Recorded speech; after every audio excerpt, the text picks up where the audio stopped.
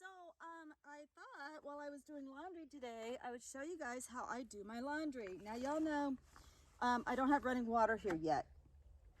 We do have a well. We haven't had it tested. We haven't had electricity to it, brought up to it yet, and so we just haven't done it yet. We're still trying to establish our living. So I've been hauling water, and I haul it in jugs like this, which has really kept me toned, believe me. Some point I'd love to have my laundry set up right underneath rainwater catchment, and then I wouldn't have this. In the summertime, I get my water free at the truck stop, and it is chlorinated. In the winter, I go to a store that has one of those machines, and I get reverse osmosis water, which costs money.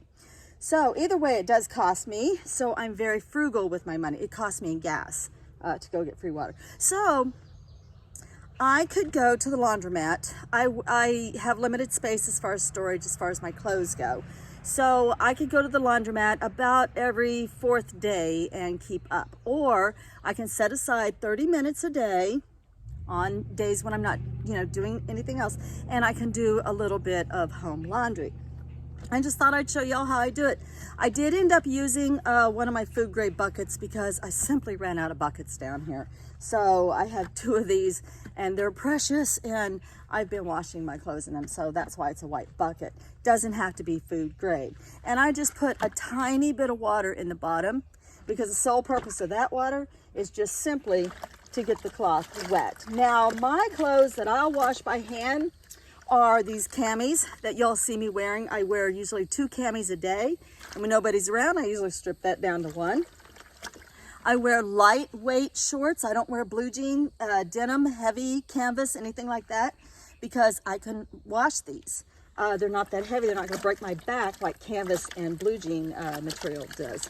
And if there's blankets or towels or rugs, I have a whole nother system, and I let the rain wash that, and someday I'll take you over and show you that. I don't do that here. If it's something heavy like jeans or my overalls, something like that, I take it to the laundromat. Okay, so what I do is it took me a while to get this perfected.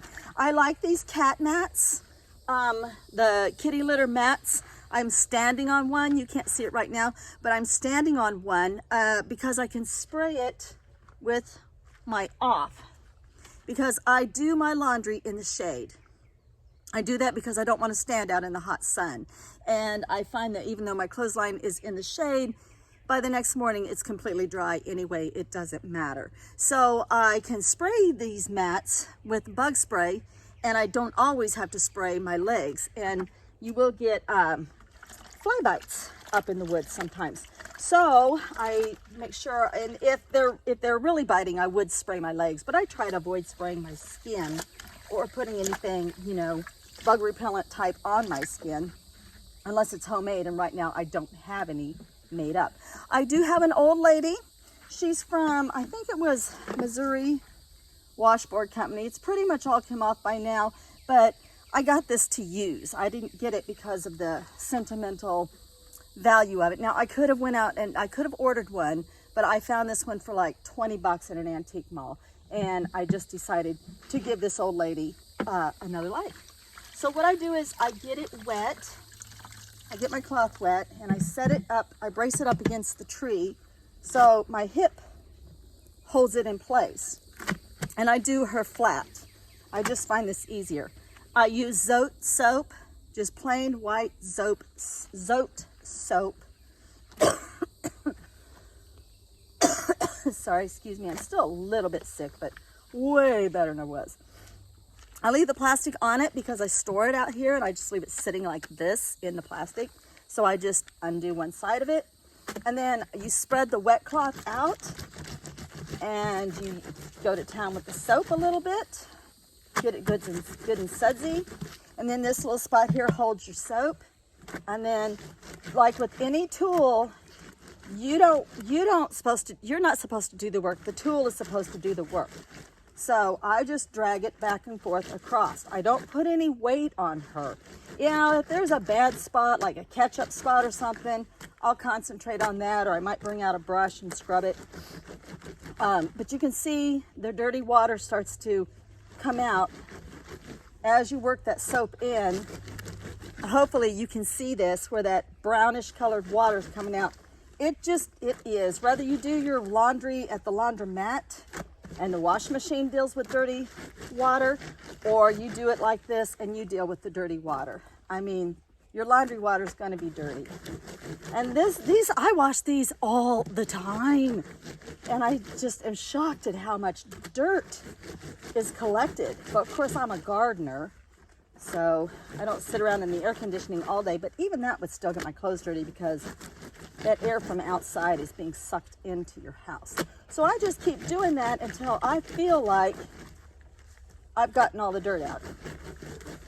Now I've gotten to where I can just tell by the color and the look of the water.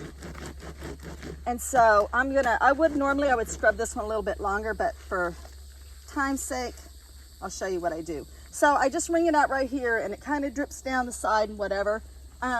You might be thinking, oh my God, you're killing stuff in your woods or whatever. If I kill a Virginia creeper, you know, forgive me. Or a rogue baby elm, forgive me. But it's not going to be anything for me to write home about, because I'm certainly not going to miss it.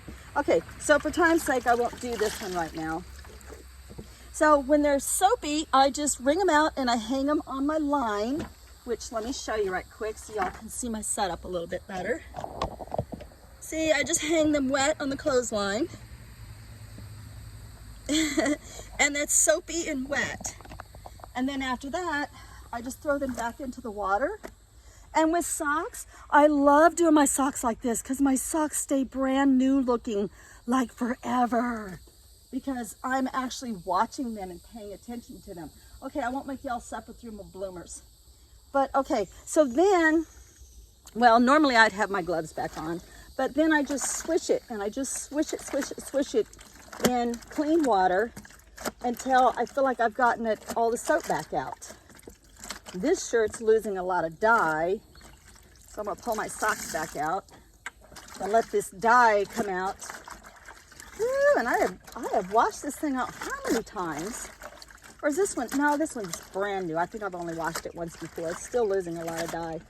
And then when I wring it out and that water that I'm wringing out looks clean, then I know I'm there. And then I just hang it on the line, and by morning it'll be dry and I don't have to go to the laundromat. So just thought I would share that. And actually, I kind of enjoy my 30 minutes out here alone. Just me in the woods out here doing my laundry. I actually kind of enjoy it. It's just, it's kind of a zenful thing. And I don't know, I'm just more in touch with the cloth. Now when I buy clothes, I slow down and I think about how hard is it to wash? How much soap is this gonna take? You know, how easy is this gonna be to clean? How quickly is it gonna dry on a clothesline? So I really think about all those things now when I get my clothes. So just thought I'd share how I do my laundry out here in the middle of the woods. All right, guys, love and light. Blessed be.